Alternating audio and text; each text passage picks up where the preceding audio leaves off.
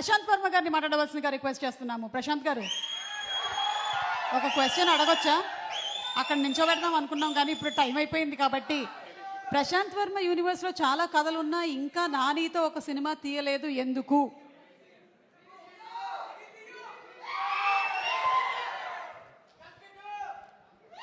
అందరికీ నమస్కారం అండి.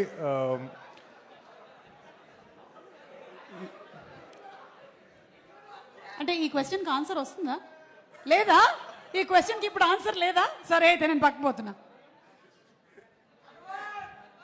యా, సో అందరికీ నమస్కారం అండి.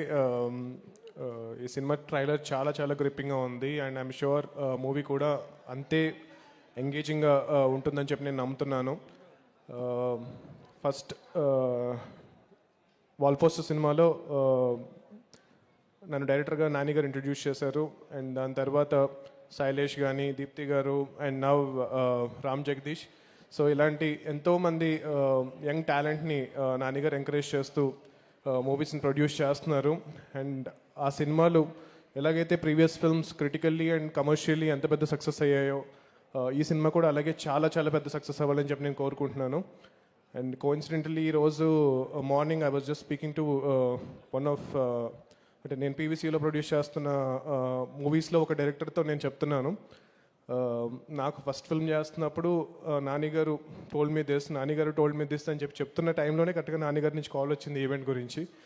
Such a coincidence and I learned a lot from him and not just as a person, as a producer, as a technician, అన్ని రకాలుగా కూడా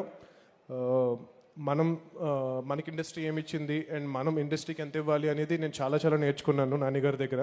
థ్యాంక్ యూ సో మచ్ నాన్నగారు, ప్రశాంతి గారు for encouraging me with my first film. And today ఈరోజు నేను మీ ముందు నుంచి ఇలా మాట్లాడుతున్నాను, ఒక యూనివర్స్ క్రియేట్ చేయగలుగుతున్నాను. నేను కానీ శైలేష్ కానీ he is creating one more universe and that is all because of Nani గారు. And thank you so much. జై హనుమాన్, జై హింద్. Thank you.